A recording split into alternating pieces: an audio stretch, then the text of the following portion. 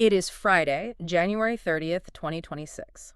And it feels like the end of a very, very long month. A month that honestly feels like a decade. If you've been anywhere near a news feed, a television, or, even just a conversation at a coffee shop in the last 4 weeks, you know exactly where the world's attention is fixed right now. Gotcha. It's completely unavoidable. Since late December 2025, we've just been watching these incredible images come out of Tehran, Isfahan, Mashhad. Right. And look, we've seen protests in Iran before. We saw 2009, we saw 2019, 2022. But this feels different. The intensity, the scale.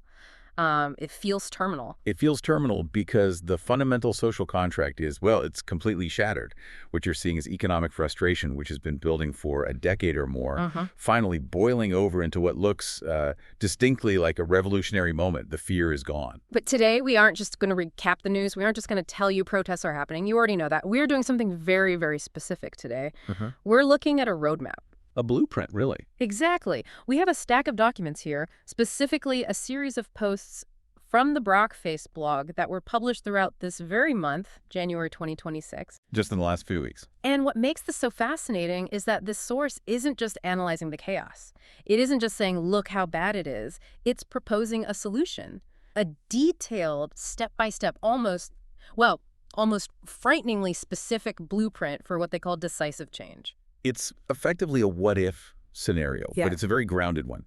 The source frames it as an exercise in applied history. Applied history, I like that. The argument is that we are staring at this unique window of opportunity, a moment where military strategy, economic theory, and historical reconstruction could, potentially converge to solve the Iran problem once and for all. And we have to be clear before we dive in, because this gets into some really heavy territory. We're talking military strikes, regime change. Very heavy. Our job here is to unpack this blueprint. We are looking at the arguments, the data, the plans that are presented in these sources. We aren't endorsing a political side. We are not calling for an invasion ourselves. I'll go. We are your guides to understanding this specific proposal that's making the rounds. Precisely. We are analyzing the logic of the plan itself. And that logic, it has to start with a diagnosis. Why are we talking about this now? Why is January 2026 so different from all those other times the streets exploded in protest? Well, the source kicks this whole thing off with a really compelling argument about what Iran actually is. It says we get Iran wrong. We do. We look at it and we think, okay, it's like Iraq under Saddam, or maybe it's like Venezuela under Maduro, but the source says, no, stop. Right. The argument is that Iran is a constrained superpower. It's not a fragile state held together only by a single dictator like Saddam's Iraq was, where you knock over the statue and the whole state just devolves into tribal chaos. And it's not just economic mismanagement like Venezuela. Exactly. It's an empire. It's a civilization with deep, deep historical roots.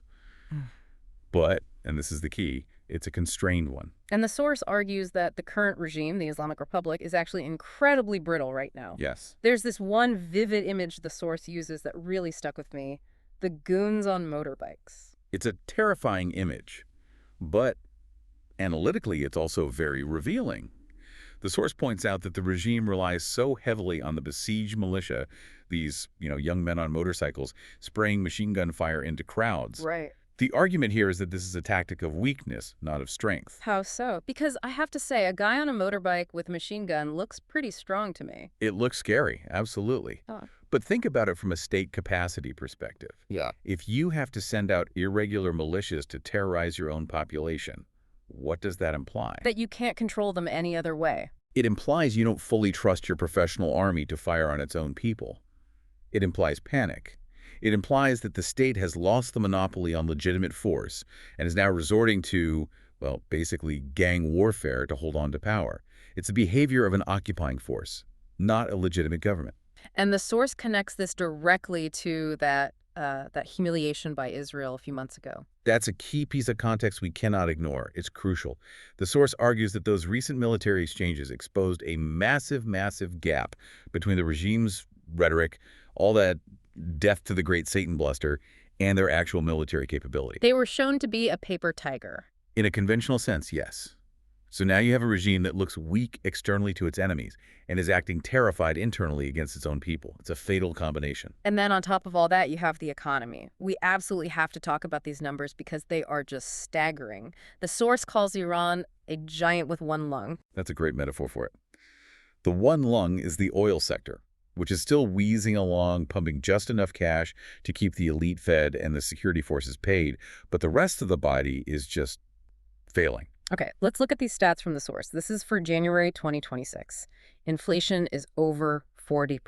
Over 40%. And the source emphasizes this isn't cyclical. It's not a temporary spike. It's structural. It is baked into the system now. Which means it's not just a bad year, it's a broken system.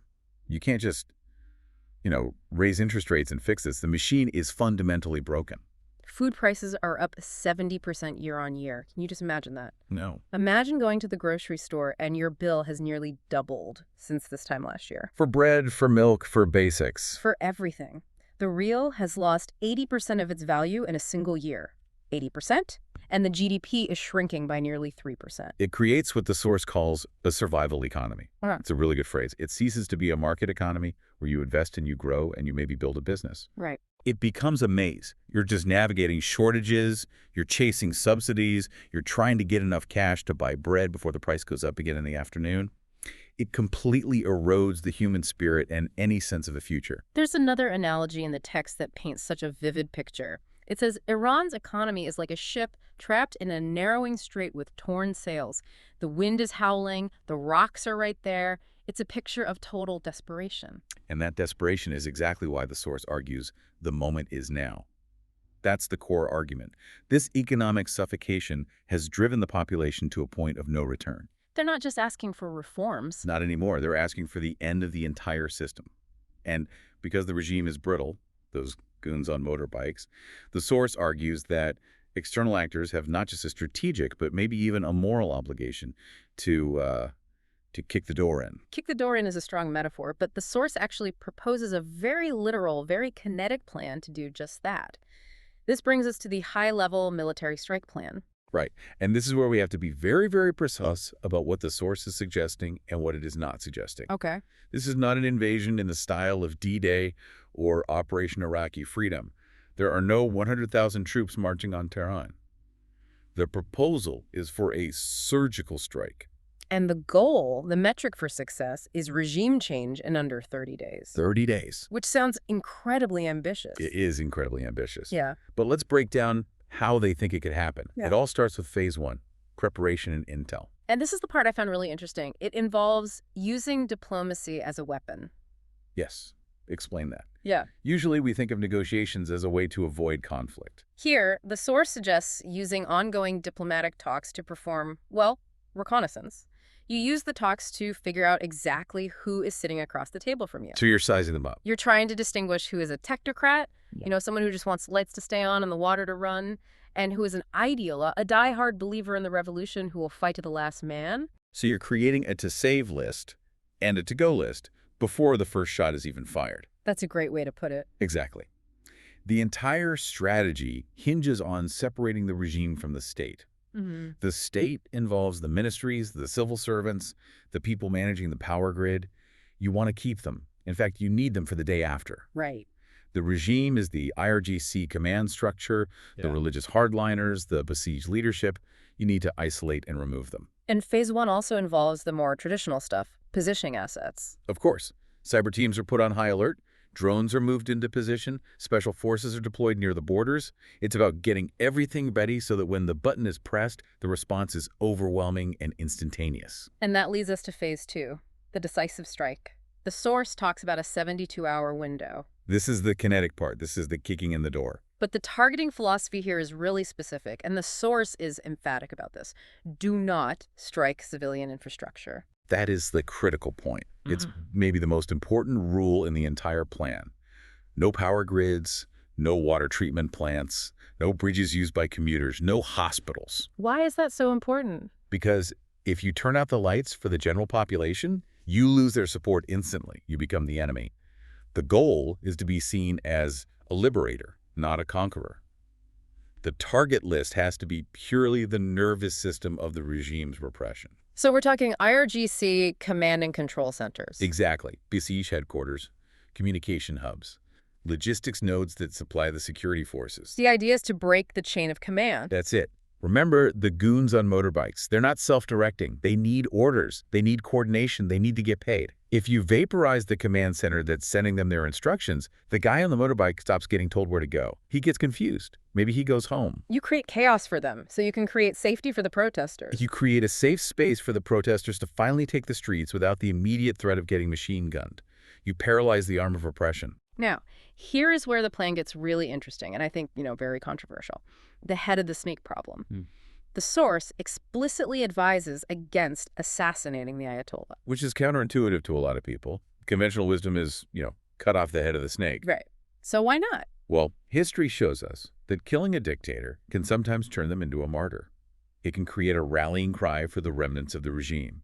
Or, even worse, it creates a power vacuum where 20 other brutal guys fight for the ground, leading to a prolonged civil war. So what's the alternative in the plan? Capture.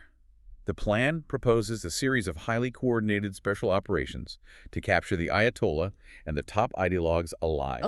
Alive. And then you put them on trial. Like the Nuremberg trials. Exactly like Nuremberg.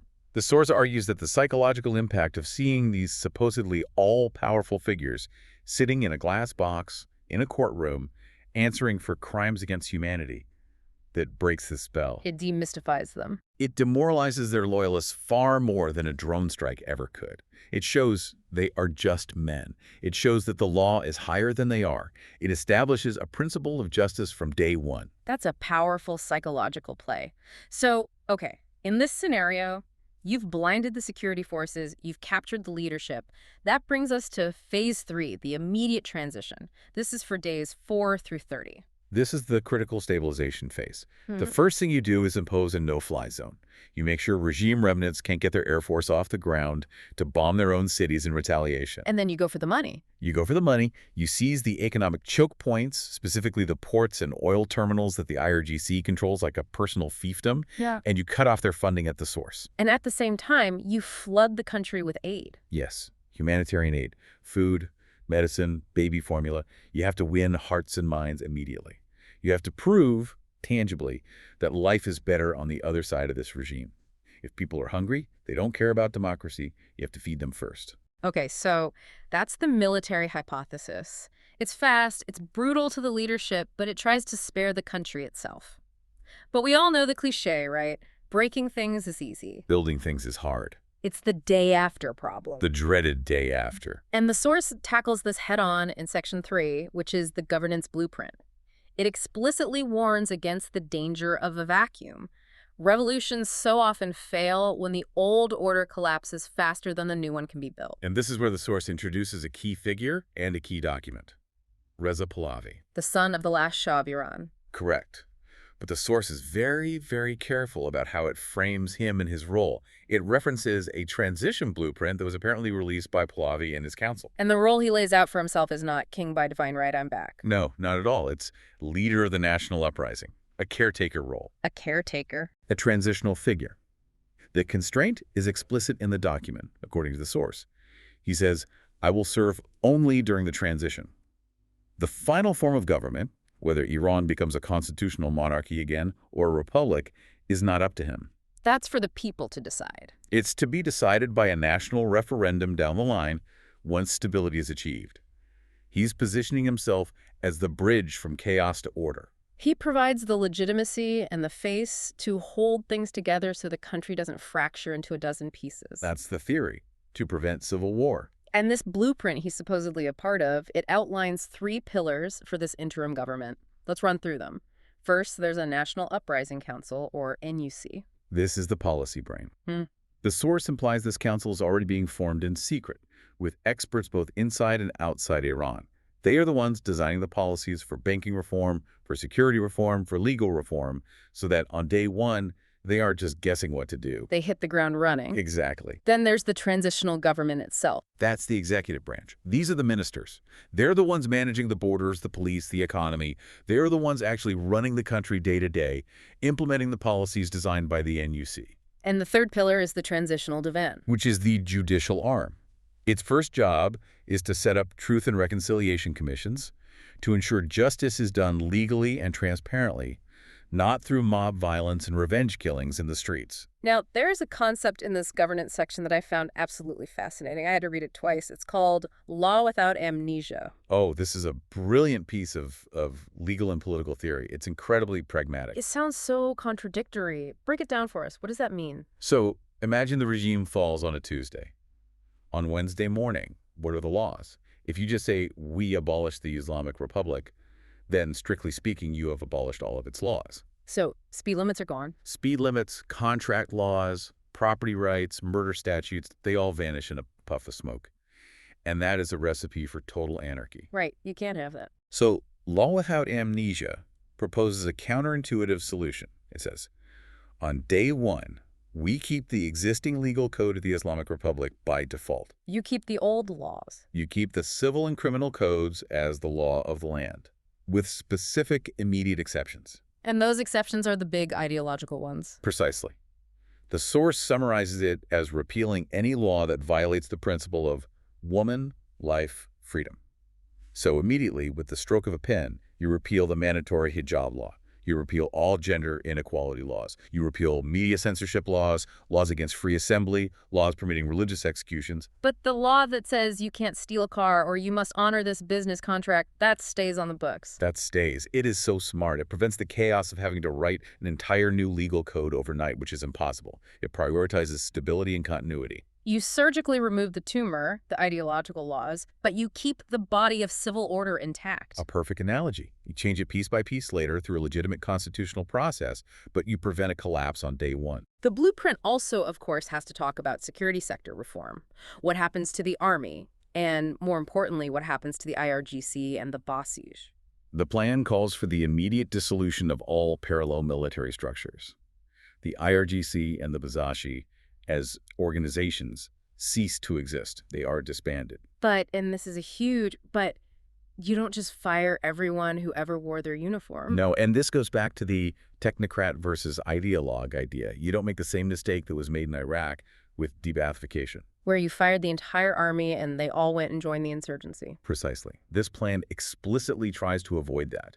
It says you vet the personnel. If a low-level IRGC officer was, say, an engineer just doing his job and didn't commit human rights abuses, you offer him a chance to merge into a new professional national army. So you give them a path to redemption, a way to serve a new Iran. You don't create a million unemployed, armed, and angry men. You give them a stake in the success of the new system, not a reason to destroy it.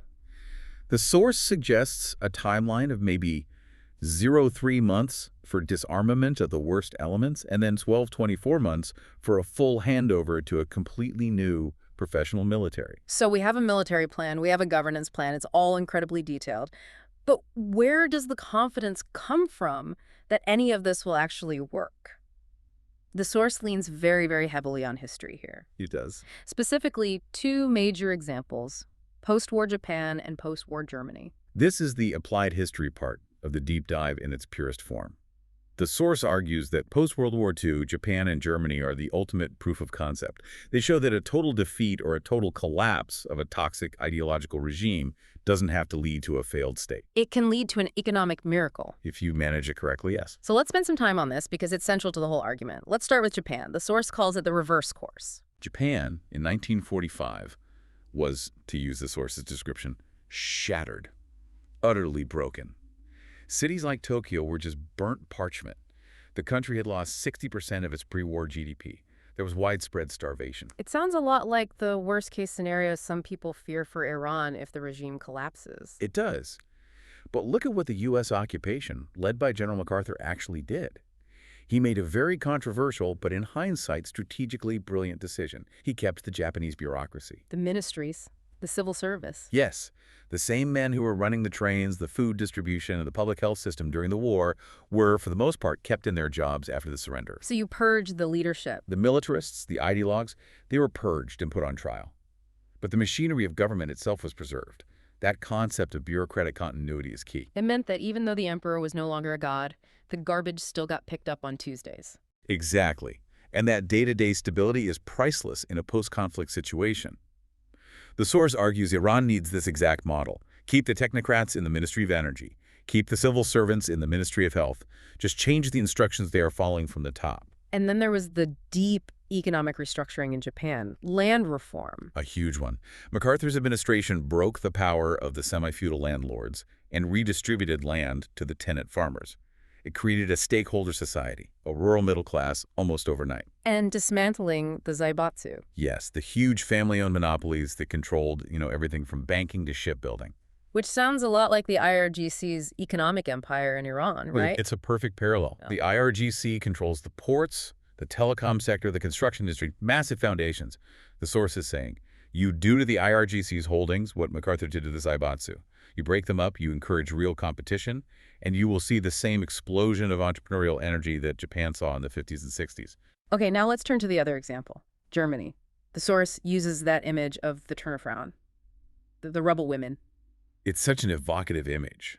Germany in 1945 was a lunar landscape. The industrial base was gone. The cities were piles of ducks. And critically, the currency was worthless. People were using cigarettes as money. Right. Cigarettes were the stable currency. That's how bad the hyperinflation was. And hyperinflation doesn't just destroy savings, it destroys trust. If you can't trust the money, you can't trust your neighbor, you can't build an economy.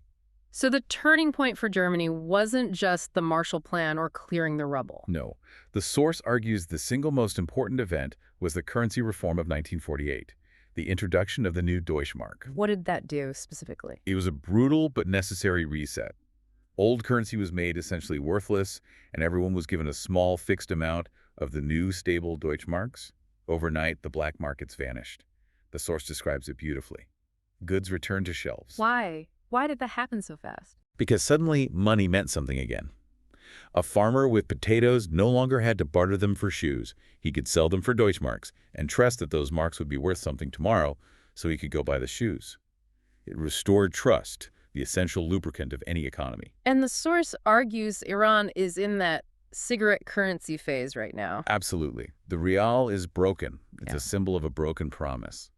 The source suggests that a new post-regime government in Iran would need to introduce a new currency backed by Iran's actual assets, its oil and gas reserves, and a stable government.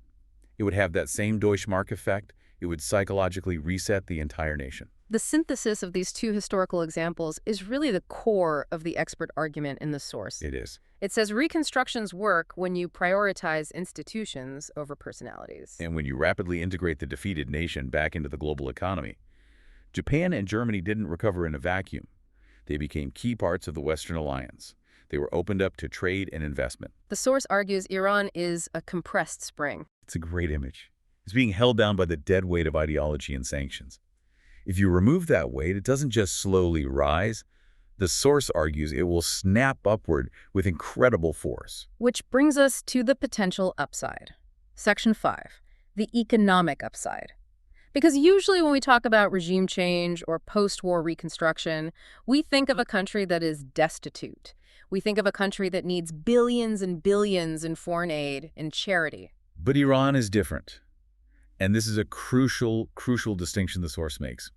Iran is not a poor country. It is a rich country that is being run into the ground. It's a constrained country. It's won the geological lottery, essentially. It absolutely has. We're talking about the second largest natural gas reserves in the world and the fourth largest proven oil reserves. So let's do the math that the source provides. It talks about just returning to pre-2018 export levels.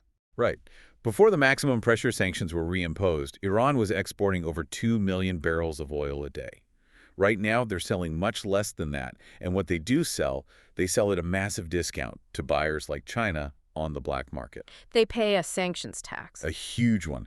The source argues that a normalized post-regime Iran could quickly get back to selling 2 million, maybe even 3 million barrels a day at full market price, openly, to willing buyers in Europe and Asia. And what does that mean in dollars? We're talking about tens of billions of dollars of hard currency flowing directly into the national treasury immediately, within months. So they don't need an IMF loan with 1,000 political strings attached. They might want or need technical assistance from the IMF or World Bank, but they don't need a bailout. They can self-fund their own recovery. That is a massive, massive advantage that places like, say, post-war Afghanistan or Haiti never had. And then there's the asset recovery part of the plan. The source mentions a number here that made my eyes pop, $120 to $150 billion.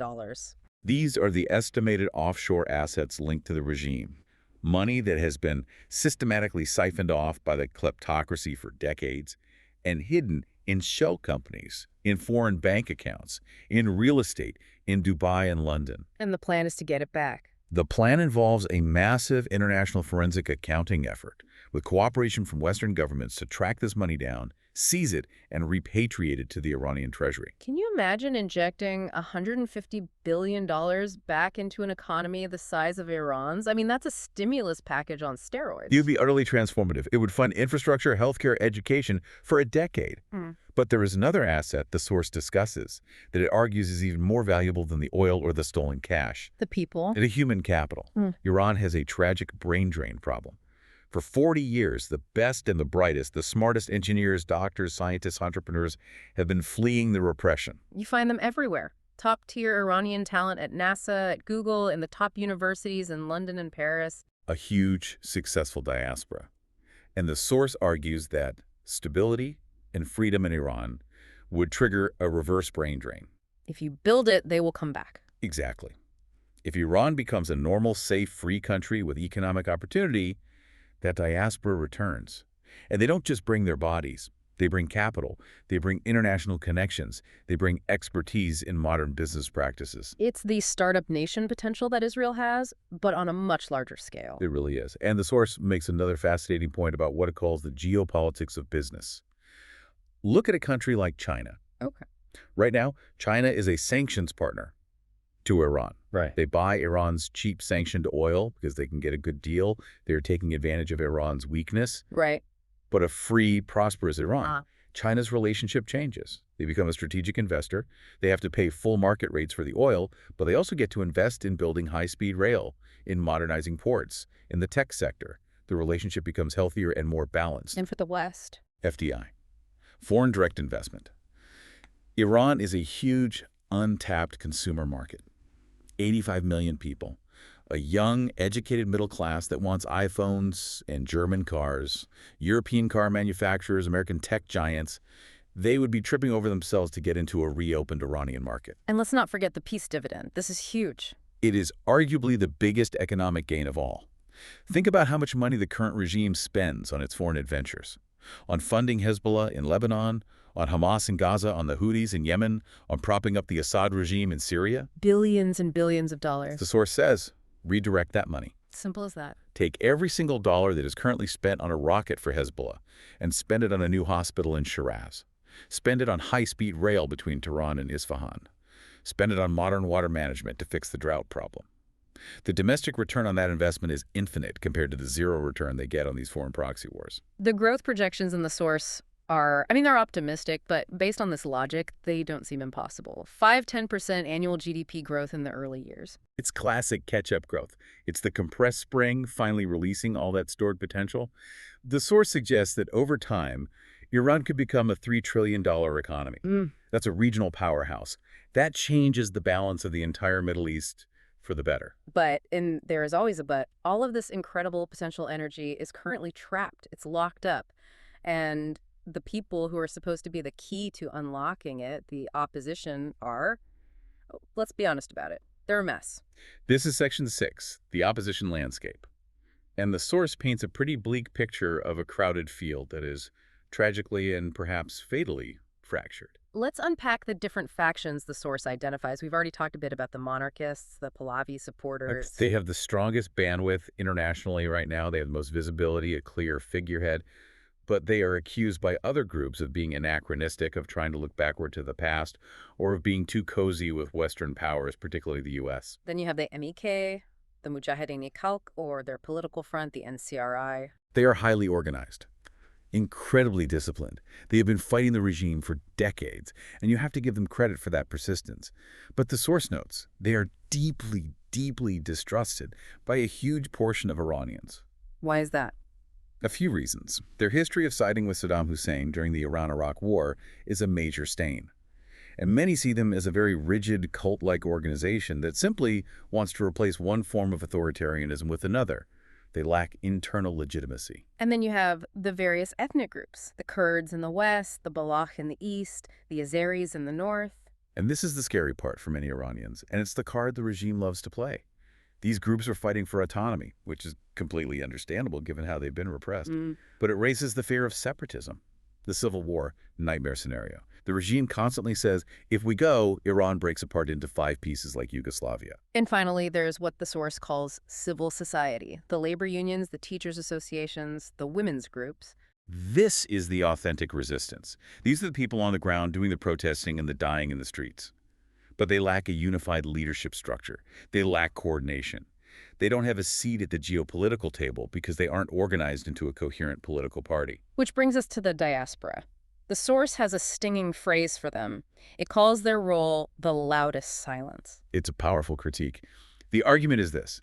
The people inside Iran are gagged.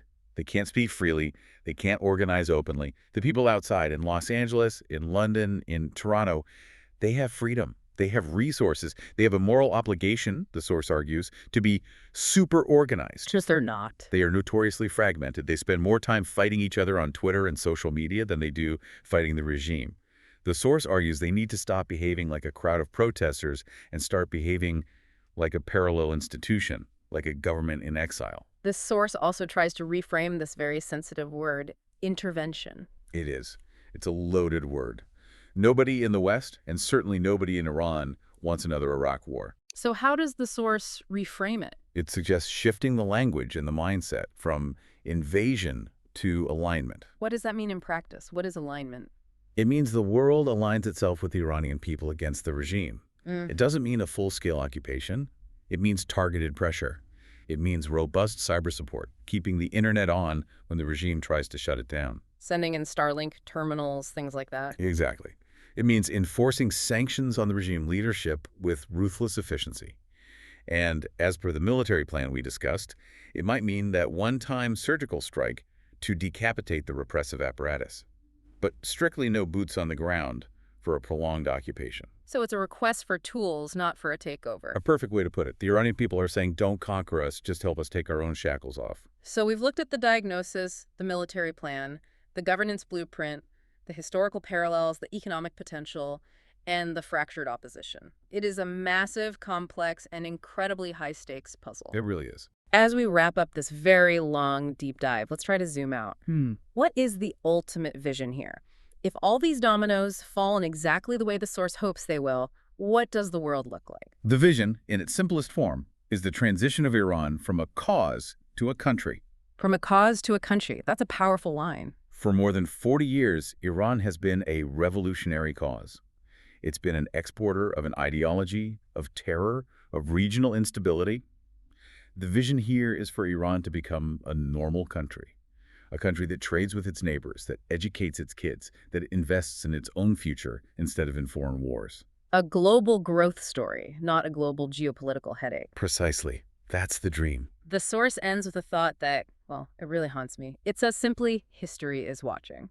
It is. And the final takeaway from this entire blueprint for me is this. The success of this whole hypothetical, this massive detailed plan, it all relies on the morning after. The day after the strike, the day after the regime falls. Yes. Revolutions don't fail because people don't rise up. We are seeing people rising up in Iran right now, today, on January 30th. They are unbelievably brave. They're dying in the streets. Revolutions fail because the opposition cannot agree on what to build next. If they can't build the bridge to the other side, they fall into the chasm of civil war. Exactly. The plan is the bridge. Without a plan, the uprising is just a tragedy. The image I'm left with from all of this is what the source calls the permission slip. It says Iran doesn't need a handout, it doesn't need charity, it just needs the world to give it the permission to be normal. And that permission has to be seized by both the people inside the country and the aligned powers outside. Well, that is an incredible amount of information to process. A blueprint for what would be one of the most significant geopolitical shifts of our lifetimes. Whether it stays a series of blog posts or actually becomes history, well, we will have to wait and see. We certainly will. Thanks for joining us on this deep dive. Stay curious, stay informed, and we'll see you next time.